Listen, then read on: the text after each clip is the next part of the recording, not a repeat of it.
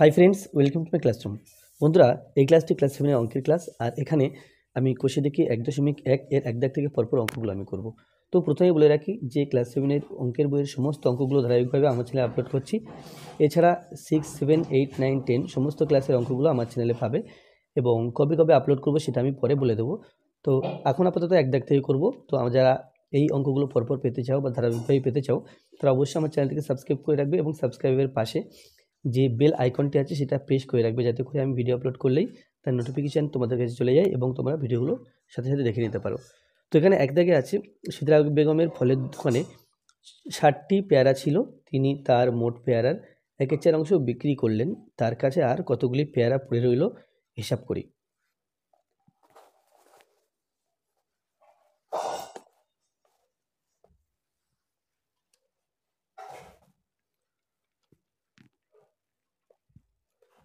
তো এখানে প্রথমে আমাকে মোট পেয়ারা 60টি আছে সেটা লিখে নিতে হবে।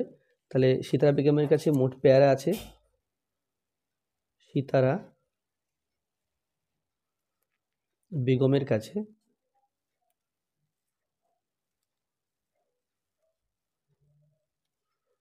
মোট পেয়ারা আছে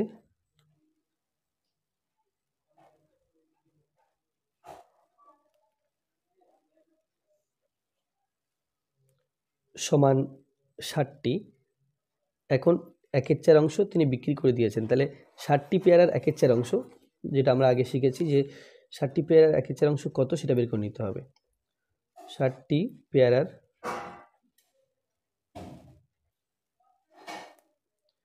1/4 অংশ সমান ব্র্যাকেট দিয়ে 60 ইন্টু 1/4, এখানে টি লিখতে হবে। তাহলে যদি কাটাকুটি করি 4, 15, 60 হয়, তাহলে 15 এবং 1 গুণ করতে হবে। তাহলে 15, 1 কে 15, তাহলে হলো 15টি পেয়ারা। এখন বলা আছে যে তার কাছে আর কতগুলি পেয়ারা রইল। তার কাছে আর পেয়ারা রইল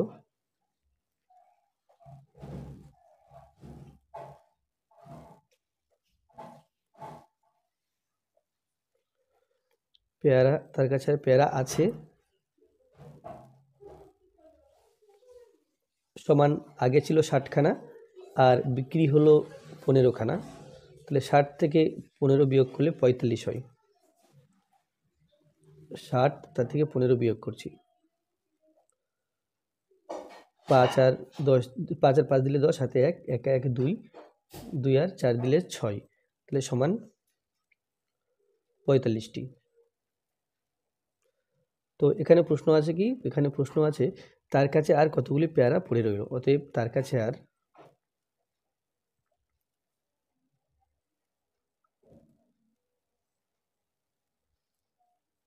45টি পেয়ারা পড়ে রইল।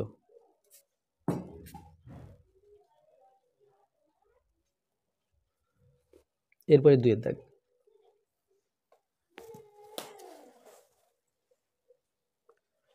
2 দাগে আছে মা আমাকে 60 টাকার 5/6 অংশ এবং দাদাকে 35 টাকার 7/9 অংশ দিয়েছে। মা কাকে বেশি টাকা দিয়েছে হিসাব করে দেখি। তাহলে প্রথমে 60 টাকার 5/6 অংশ কত সেটা বের করে নিতে হবে। তারপরে 35 টাকার 7/9 অংশ বের করে নিতে হবে। তাহলে তারপরে কোনটা বেশি কোনটা কম সেটা সহজে বোঝা যাবে। তাহলে মা আমাকে দিয়েছে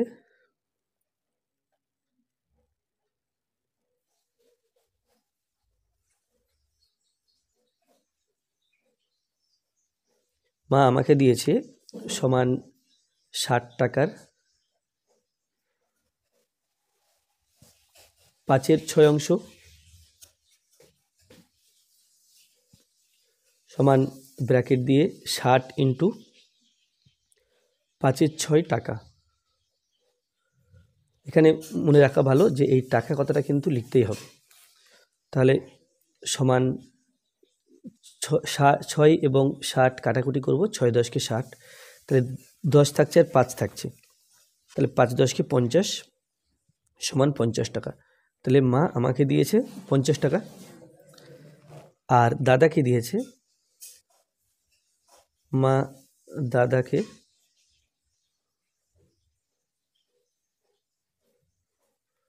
দাদাকে দিয়েছে সমান ৪৫ টাকার ৯ অংশ।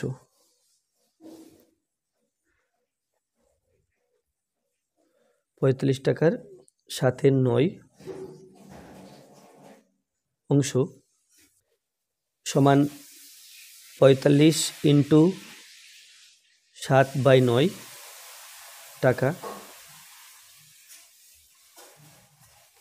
৯ দিয়ে ৪৫ কাটলে ৫ নং ৪৫ হয়, আমরা জানি।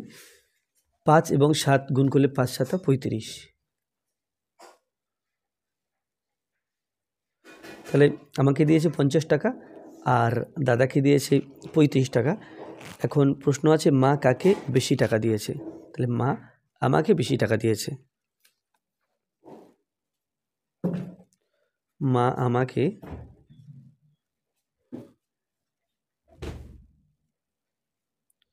বেশি টাকা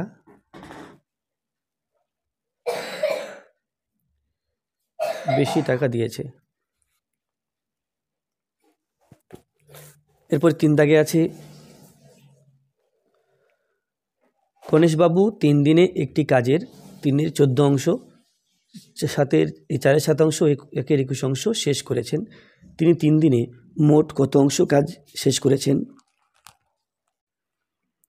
তাহলে 3 দিনে মোট কত অংশ কাজ করেছেন সেটা বের করতে গেলে এই যে 3টে অংশ দেওয়া আছে, এই 3টে অংশ পরপর যোগ করতে হবে। আর এখনও কত অংশ কাজ বাকি আছে হিসাব করি। তাহলে এখনও কত অংশ কাজ বাকি আছে সেটা বের করতে গেলে এই 3টে যোগ করে যত পেলাম টোটাল এক অংশ থেকে সেই তত অংশ বিয়োগ করতে হবে। তাহলে আমি পরপর আবার করতে করতে অঙ্কটা বুঝতে পারবে। তাহলে প্রথম কাজ হবে যে তিনি 3 দিনে মোট কত অংশ কাজ করেছেন এই 3টি অংশ যোগ করে সেটা বের করা। তাহলে এখানে লিখব কি, গণেশবাবুর 3 দিনের মোট কাজ।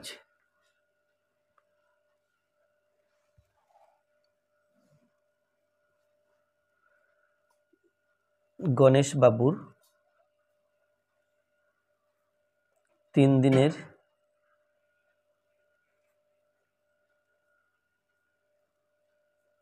মোট কাজ, 3 দিনের মোট কাজ বা কাজের পরিমাণ যা ইচ্ছে লেখা যায়, এটা সমান 3-এর 14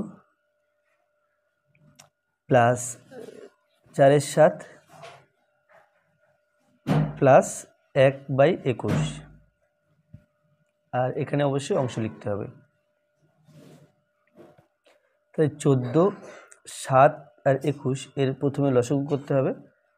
14, 7, 21, 7 দিয়ে ভাগ করলে 7 দুগুণে 14, 7 একে 7, 3 7 21। তাহলে 7 ইন্টু 2 ইন্টু 1 ইন্টু 3, 7 দুগুণে 14, 14 একে 14, 3 14 42। তাহলে লসাগু হলো 42। তাহলে এখানে লিখব 42। এখন 14 দিয়ে 42কে ভাগ করতে হবে। আমরা জানি 3 14 42 হয়, তাহলে 3 হলো, 3 দিয়ে এই 3কে গুণ, তাহলে 3 3কে 9 প্লাস 7 দিয়ে 42কে ভাগ করতে হবে, ভাগ করলে 6 7 42 অর্থাৎ 6 হলো, 6 দিয়ে 4কে গুণ, 4 6 24। আর এই 21 দিয়ে 42কে যদি ভাগ করি তাহলে 21 দুগুণ 42, 2 হলো, 2 দিয়ে এই 1কে গুণ, 2 1কে 2। তো 9, 24 আর 2 যোগ করতে হবে। তাহলে 9 আর 2 11, তাহলে 9 আর 2 11, তার সাথে 24 যোগ, 24 তার সাথে 11 যোগ, তাহলে এটা হলো 5, এটা হলো 3, তাহলে 35 আসছে। তাহলে 35/42 অংশ। এখন দেখতে পাচ্ছি যে 35 এবং 42 7 দিয়ে কাটাকুটি যাবে। তাহলে 7 5 7 35 আর 6 7 42, 6 7 42, 5 7 35, তাহলে এটা হবে 5/6 অংশ। তাহলে 3 দিনে তিনি কাজ করেছেন 5/6 অংশ। এখন বলা আছে যে এখনও কত অংশ কাজ বাকি আছে। এখন কোনো কিছু বলা না থাকলেও আমরা জানি যে সমস্ত কাজটা এক অংশ ধরতে হয়, বা 100% যেটা সেটা কিন্তু এক অংশ। তাহলে 5-এর 6 অংশ কাজ করে ফেলেছে, তার মানে আর বাকি আছে কত? 1 থেকে 5-এর 6 অংশ বিয়োগ করতে হবে। তাহলে আমি এখানে লিখব যে এখনও কত অংশ কাজ বাকি আছে। তাহলে এখনও বাকি কাজ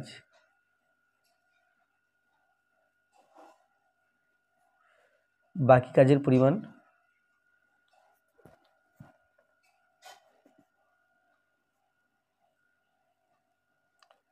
বা বাকি কাজের অংশ বা বাকি কাজের পরিমাণ যা ইচ্ছে লেখা যায়, এটা সমান 1 - 5/6। 1 থেকে এটা বিয়োগ করছি, এখানে অবশ্যই অংশ লিখতে হবে।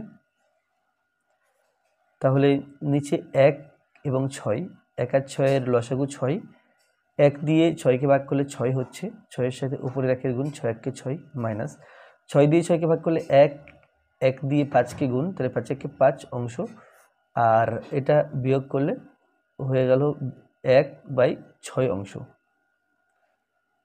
তাহলে কাজ বাকি আছে 1/6 অংশ। এটা মুখোমুখিও করা যেত, এইটা থেকে মুখোমুখি করা যেত, যেরকম যে 6 ভাগের 5 ভাগ কাজ করা হয়ে গেছে, তাহলে আর বাকি আছে 6 ভাগের 1 ভাগ কাজ।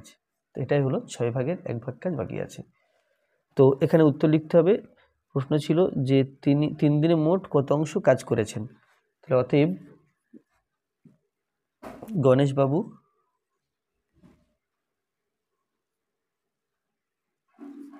3 দিনে মোট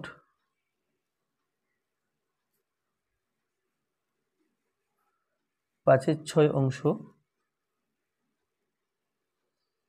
কাজ করেছেন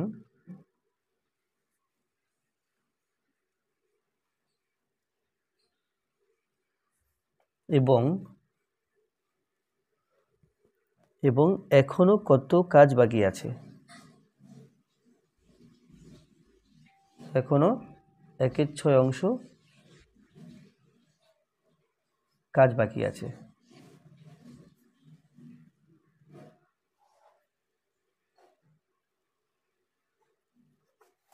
এরপরে আছে 4-এর দাগ।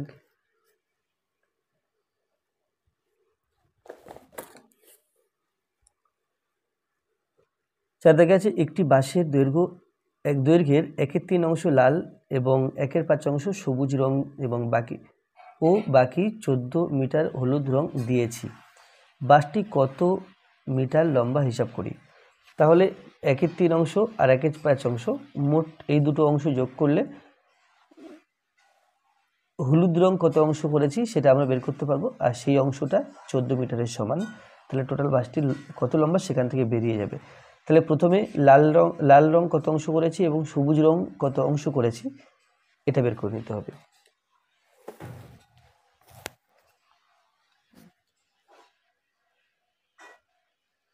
লাল রং ও সবুজ রং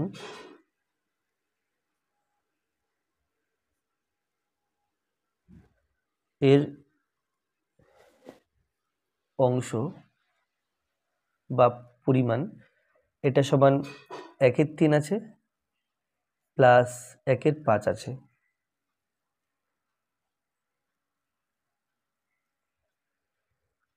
তাহলে 3 এবং 5 লসাগু 3 5 15। 3 দিয়ে 15কে ভাগ করলে 5 থাকছে, 5-এর সাথে 1-এর গুণ, 5 1 5, প্লাস 5 দিয়ে 15কে ভাগ করলে 3 হয়, 3-এর সাথে 1-এর গুণ, 3 1 3 অংশ। তাহলে 5 এবং 3 যোগ করে হয়ে গেল 8, আর নিচে হলো 15 অংশ। তাহলে এত অংশ মোট লাল রং ও সবুজ রং করা হয়েছে। তাহলে বাকি অংশ 14 মিটার বলা আছে, আমি এখান থেকে অংশ দিয়ে বাকি অংশ বের করব। তাহলে বাকি অংশের পরিমাণ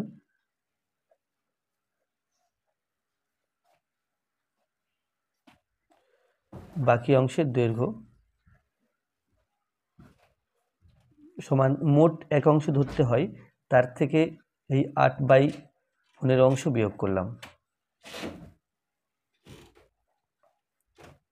সমান এর নিচে 1। তাহলে 1 এবং 15 এর লসাগু 15 হলো। 1 দিয়ে 15কে ভাগ করলে 15 পাচ্ছি, 15 দিয়ে এই উপরে 1কে গুণ, তাহলে 15 1 15 মাইনাস 15 দিয়ে 15কে ভাগ করলে 1 দিয়ে 8কে গুণ, তাহলে 8 1 8 অংশ। তো সমান 15 থেকে 8 যদি বিয়োগ করা হয় তাহলে 7 পাচ্ছি, 7/15 অংশ। তাহলে এই 7/15 অংশ এখনও বাকি আছে, আর এই বাকি অংশ হলুদ রং দিতে হবে। এখানে বলা আছে 14 মিটার হলুদ রং দিয়েছি, বাকি 14 মিটার। তাহলে বাকি আমরা পেলাম 7/15 অংশ, কিন্তু প্রশ্নে বলা আছে যে বাকিটা 14 মিটার। তাহলে কি, তাহলে 7/15 অংশ যেটা আছে ওটা কিন্তু 14 মিটার লম্বা। তাহলে মোট বাসটি কত মিটার লম্বা ছিল সেটা এখান থেকে আমরা বের করতে পারবো। তাহলে বাসটির 7/15 অংশ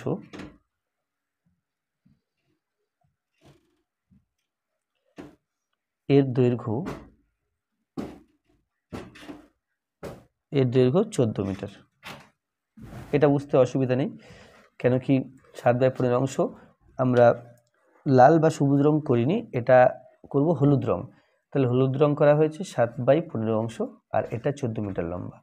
তাহলে তাই যদি হয়, তাহলে যেটা 1 অংশ বাস, অর্থাৎ টোটাল বাসটি কত লম্বা সেটা বের করতে গেলে, তাহলে এই হলো 14, এবং যখন কোনো সংখ্যার উপরে 1 দেওয়া হয় সেটা নিচে আসে, এটা মনে রাখতে হবে, এত মিটার। তো সমান 14, এই বাই মানে এটা ভাগ, তাহলে ভাগ চিহ্নটাকে গুণ চিহ্ন দিলে এই ভগ্নাংশটা উল্টে লিখতে হয়, তাহলে এটা হবে 15/7 অংশ। 7 এবং 14 কাটাকুটি করতে পারি, এখানে 14 উপরে আছে, নিচে 1 আছে, মনে মনে ধরতে হবে। তাহলে 14 এবং 7 কাটলে 7 দুগুণে 14 2, তাহলে থাকছে 2 এবং 15, 2 এবং 15 গুণ করলে 15 দুগুণে 30 মিটার। তো প্রশ্ন ছিল বাসটি কত মিটার লম্বা হিসাব করি, তাহলে এখানে লিখতে হবে বাসটি 30 মিটার লম্বা। অতএব বাসটি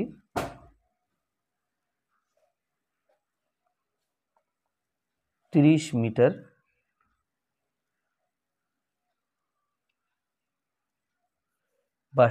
মিটার লম্বা।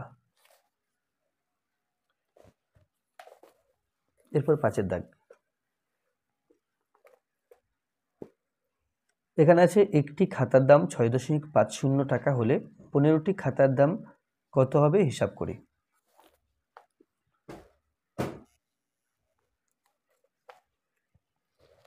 তাহলে একটি খাতার দাম এখানে 6.5 টাকা বলা আছে, 15টি খাতার দাম বের করতে হবে। তো 6.5 টাকার সাথে 15 গুণ করলে 15টি খাতার দাম বেরিয়ে যাবে। তাহলে এখানে লিখে নিতে হবে যে একটি খাতার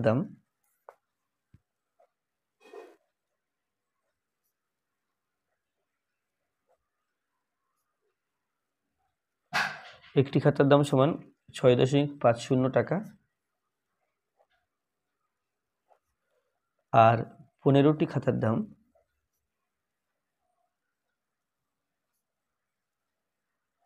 সমান 6.50 ইন্টু 15 টাকা।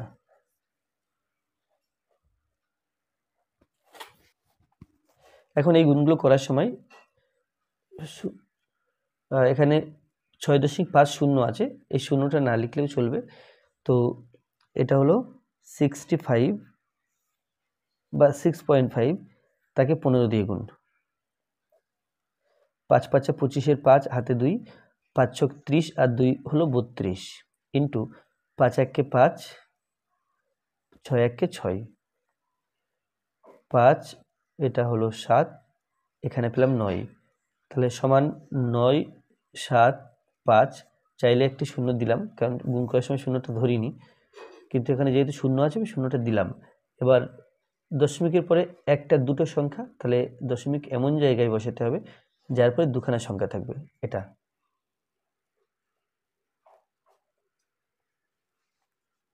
এরপর 6-এর দাগ।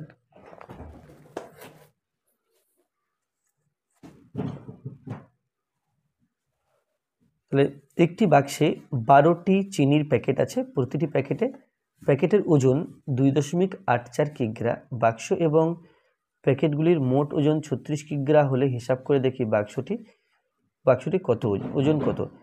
তাহলে একটি বাক্সে 12টি চিনির প্যাকেট আছে, প্রতিটি চিনির প্যাকেটের ওজন 2.84 কিগ্রা। তো চিনির প্যাকেটের মোট কত ওজন সেটা বের করতে গেলে 2.84কে 12 দিয়ে গুণ করতে হবে, কারণ একটা প্যাকেটের ওজন এটা, আর 12টা প্যাকেট আছে, তাহলে 12 আর এই সংখ্যা গুণ করলে আমরা 12টি চিনির প্যাকেটের কত ওজন সেটা পেয়ে যাব। এরপরে বলা আছে বাক্স ও প্যাকেটগুলির মোট ওজন 36 কিগ্রা। মোট ওজন দেওয়া আছে 36 কিগ্রা, তাহলে এই দুটো গুণ করে যত বেরোবে 36 থেকে সেটা বিয়োগ করলে আমরা বাক্সটির ওজন পাব। তাহলে প্রথম কাজ হলো 12টি চিনি প্যাকেটের ওজন বের করা। তাহলে প্রথমে লিখে নিতে হবে একটি চিনির প্যাকেটের ওজন, একটি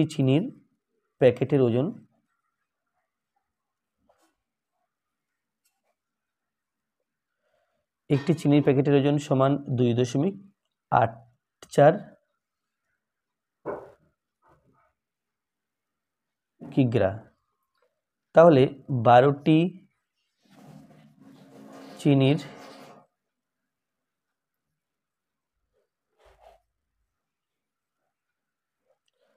প্যাকেটের ওজন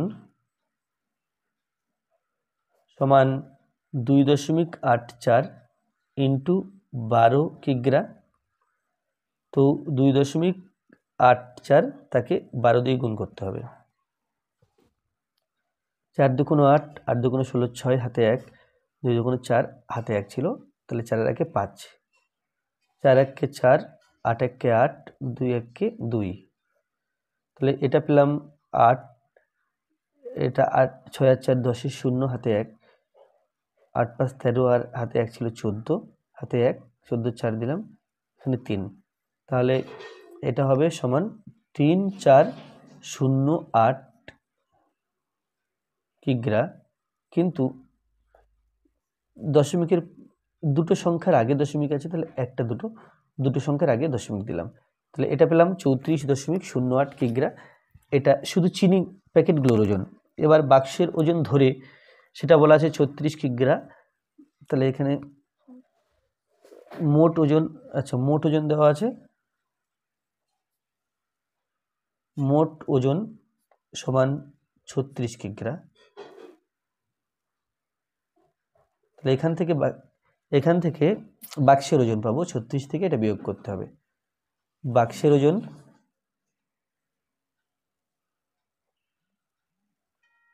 ওজন সমান এই 36, তার থেকে বিয়োগ করতে হবে 34.08 কিগ্রা।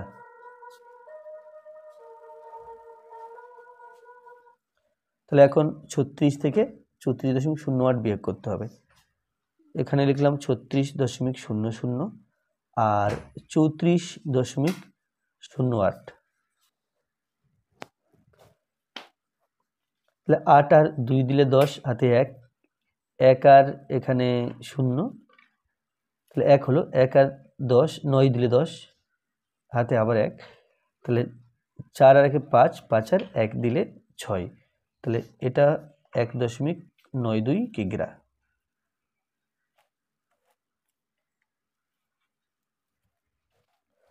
তো প্রশ্ন ছিল হিসাব করে দেখি বাক্সটির ওজন কত। অতএব বাক্সটির ওজন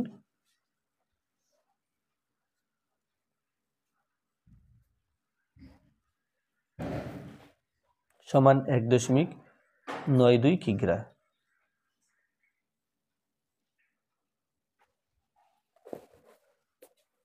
এরপরে সাতের দাগে আছে 1 বস্তা চালের পরিমাণের 0.75 অংশের দাম 1800 টাকা বা 1800 টাকা, তার 0.15 অংশের দাম হিসাব করি। তাহলে ওই টাইপের অঙ্কগুলো আমরা ঐকিক নিয়ম দিয়ে খুব সহজে করতে পারবো।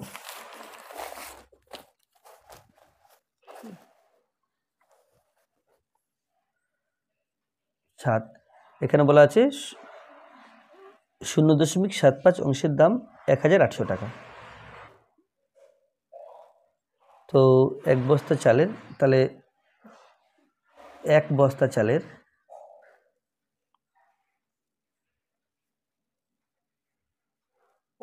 এক বস্তা চালের 0.75 অংশের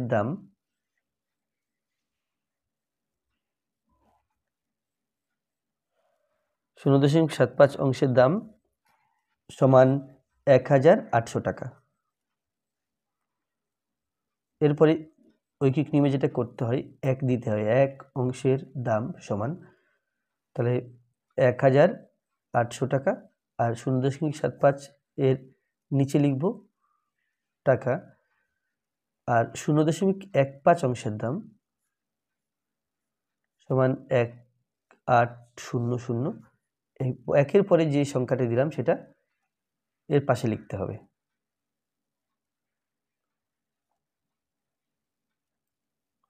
তাহলে কোনো সংখ্যার পরে এক দিলে এই সংখ্যাটাকে নিচে লিখতে হয়, একের পরে যে সংখ্যাটা দেব সেটা এর উপরে লিখতে হয়। তাহলে এইরকম একটা সংখ্যা এলো, এটাকে হিসাব করতে হবে বা সরল করতে হবে। তাহলে 1800 ইন্টু 0.15 না দিয়ে 15 দিলাম, আর এখানে 0.75 না দিয়ে 75 দিলাম। তাহলে এখানে যেহেতু দশমিকের পরে একটা দুটো সংখ্যা, সুতরাং দশমিক তুললাম, তার জন্য একের পিঠে দুটো শূন্য দিয়ে গুণ করছি নিচে, আর নিচে আছে দশমিকের পরে দুটো সংখ্যা, তাহলে এর জন্য ওপরে একের পিঠে দুটো শূন্য দিয়ে গুণ করছি। তাহলে 100 প্রথম কেটে দিলাম। 15 এবং 75 আমরা জানি যে 5 15 75, 5 15 75, তাহলে 5 হলো। এবার 5 এবং 1800 এই দুটো সংখ্যা আছে, তাহলে 5 দিয়ে 1800কে ভাগ করতে হবে। তাহলে 3 5 15, 3 0 5 30, আর একটা শূন্য আছে এখানে। বা 5 দিয়ে ভাগ করার আরও সোজা নিয়ম তোমরা দেখে নাও। কি করতে হবে? 5 দিয়ে ভাগ করার ক্ষেত্রে আমরা মনে রাখবো যে সংখ্যাটা আছে একটা শূন্য কমিয়ে দেব এবং তাকে ডাবল করে দেব। যেমন এখানে 180 আছে, 180 ডবল 360, কেবল একটা শূন্য কমিয়ে দেবো, তাহলে কিন্তু ডবল করে একটা শূন্য কমিয়ে দেবো, তাহলে কিন্তু 5 দিয়ে ভাগ হয়ে গেল। ঠিক একই রকমভাবে তোমরা যদি 4কে 5 দিয়ে ভাগ করতে চাও, 40কে 5 দিয়ে ভাগ করছো, তাহলে এর একটা শূন্য কমিয়ে দিলাম, দিয়ে ডবল করে দিলাম, তাহলে এটা 8 হয়ে গেল। আবার যদি এরকম একটা সংখ্যাকে তোমরা 5 দিয়ে ভাগ করো, তাহলে ওপরটাকে একটা শূন্য কমিয়ে দিয়ে ডবল করে দিলাম, তোমরা ভাগ করে দেখবে এটা 22ই হবে। তাহলে 5 দিয়ে ভাগ করার সোজা নিয়ম হলো ডান দিক দিয়ে একটা শূন্য কমিয়ে দিলাম, কমিয়ে দিয়ে সেটাকে ডবল করে দিলাম। আচ্ছা, এবার 8-এর দাগ। না, এখানে প্রশ্ন ছিল কি? প্রশ্ন ছিল যে 0.15 অংশের দাম হিসাব করি। অতএব 0.15 অংশ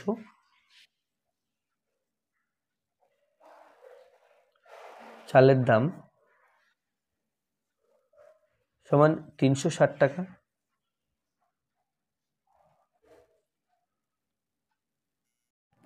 আটটাকে আছে অনিতাদি তার জমির পরিমাণের অর্ধেকের 7/8 অংশ নিজের ভাইকে দিয়েছেন এবং বাকি জমি 3 ছেলেকে সমান ভাগে ভাগ করে দিলেন।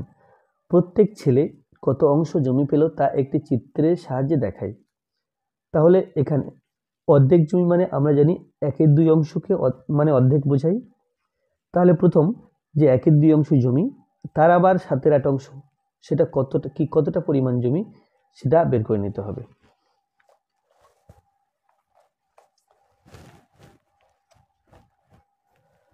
তাহলে মোট জমির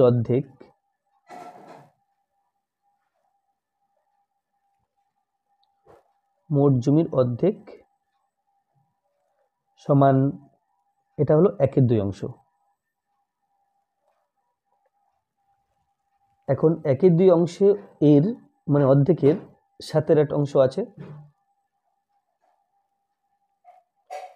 অংশের 7/8 অংশ সমান 1/2 দেব ইন্টু 7/8 দেব অংশ। তাহলে পেলাম উপরের সাথে উপরের গুণ অর্থাৎ 1 ইন্টু 7, আর নিচের সাথে নিচের গুণ অর্থাৎ 2 ইন্টু 8 অংশ সমান 7 1 7, আর নিচে 8 2 16, 7/16 অংশ। তাহলে এই পরিমাণ জমি অনিতাদি এই পরিমাণ জমি তিনি নিজের ভাইকে দিয়েছেন, অতএব ভাইকে দিয়েছেন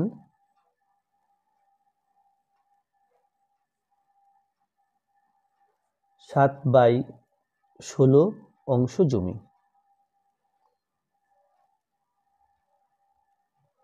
তাহলে ভাইকে 7/16 অংশ জমি দিয়েছেন, বাকি জমি তিনি 3 ছেলেকে সমান ভাগে ভাগ করে দিলেন। তাহলে বাকি জমি কতটা সেটা বের করতে হবে। তাহলে বাকি জমির পরিমাণ, বাকি জমির এখানে পরিমাণ না লিখে অংশ লিখি, বাকি জমির অংশ সমান মোট 1 অংশ জমি, তার থেকে 7/16 অংশ জমি তিনি ভাইকে দিলেন। তাহলে ভাইয়ের জমিটা মোট জমি থেকে বিয়োগ করতে হবে, বিয়োগ করলে নিচে 1 ধরতে হবে, 1 এবং 16 এর লসাগু 16, 1 দিয়ে 16কে ভাগ করলে 16 থাকছে, 16-র সাথে 1-এর গুণ, 16 1 কে 16 মাইনাস 16 দিয়ে 16কে ভাগ করলে 1 হয়, সাথে সাথে 1-এর গুণ, তাহলে হলো 7 1 7 এত অংশ। আর এটা 7 থেকে 16 বিয়োগ করলে আমরা পাচ্ছি 9/16 অংশ। তাহলে 9/16 অংশ জমি তিনি এই জমিটি 3 ছেলের মধ্যে ভাগ করে দেবেন। তাহলে 3 ছেলের মধ্যে ভাগ করলে প্রত্যেকে কতটা করে জমি পাবে সেটা বের করতে হবে। তাহলে 3 ছেলের মধ্যে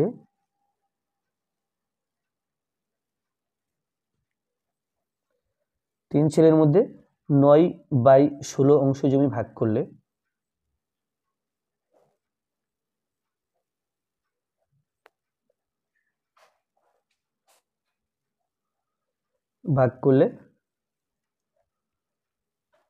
প্রত্যেক ছেলে জমি পাবে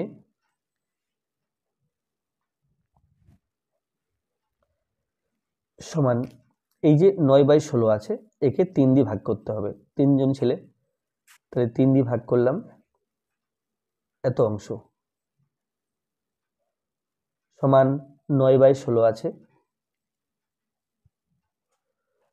ভাগ চিহ্নকে গুণ চিহ্ন করে দিলাম, 3 মানে এখানে 3-এর 1, তাহলে এটাকে উল্টে লিখলে, গুণ চিহ্ন করছি যখন এটা উল্টে লিখতে হবে, তাহলে এটা হয়ে গেল 1-এর 3।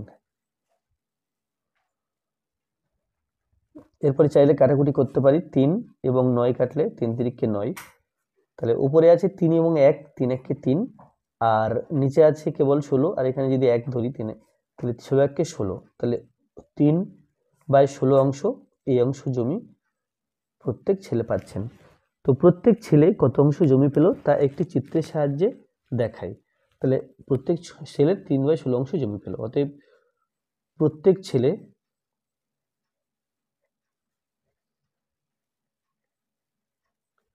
3/16 অংশ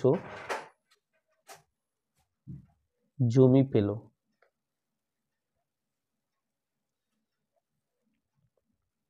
এখন চিত্রের সাহায্যে দেখাতে হবে। তাহলে এমন একটা ছবি আঁকবো যার 16খানা ভাগ আছে এবং সেই ভাগ থেকে 3খানা ভাগ প্রত্যেক ছেলে পাবে। তাহলে আমরা ছবিটা বিভিন্নভাবে আঁকতে পারি।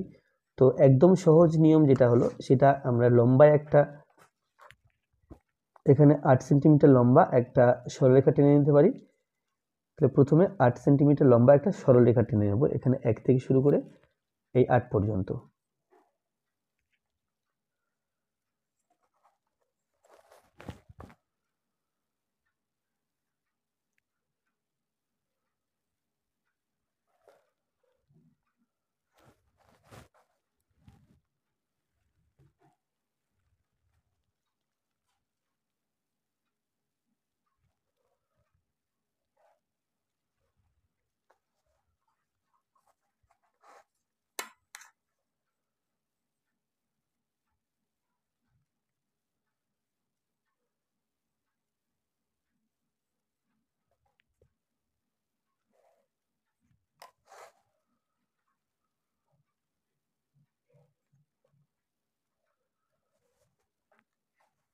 এরপরে এই সরলরেখাটিকে দুভাগে ভাগ করে দিলাম,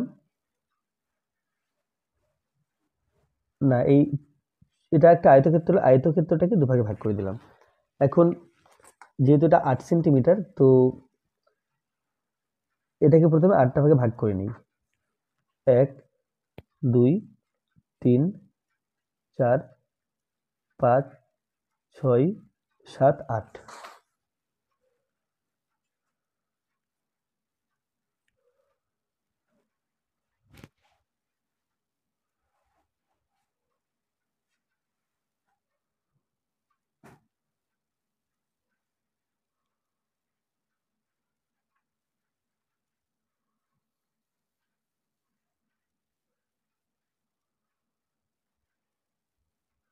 তাহলে এখানে কটা ভাগ হলো? 1 2 3 4 5 6 7 8, উপরে 8খানা আর নিচে 8খানা, মোট 16খানা ভাগ হয়েছে।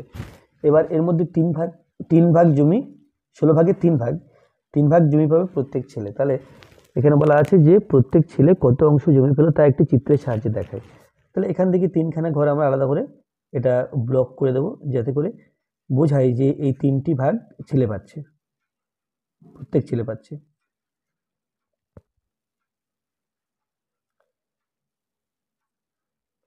তাহলে এই 3টি ঘর আলাদা করে দিলাম।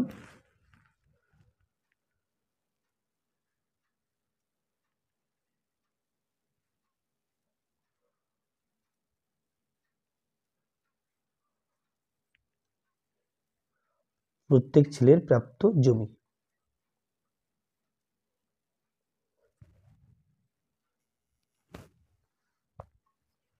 তো আজকের ভিডিওটি এই পর্যন্ত। ভিডিওটি ভালো লাগলে অবশ্যই লাইক করবে, কোনো প্রশ্ন থাকলে কমেন্টে জানাবে, আর আমার চ্যানেল প্রথম হয়ে থাকলে অবশ্যই চ্যানেলটি সাবস্ক্রাইব করবে। এবং তোমার মনে রাখবে যে এই বইয়ের সমস্ত অঙ্কগুলো ধারাবাহিকভাবে আমার চ্যানেলে আপলোড করব, সুতরাং পাশে থাকার জন্য যে সাবস্ক্রাইব বাটনের পাশে বেল চিহ্নটি আছে সেটা অন করে রাখবে, যাতে করে ভিডিও আপলোড করলেই নোটিফিকেশন তোমার কাছে চলে যায় এবং সবার আগে তোমার ভিডিওগুলো পেতে পারো।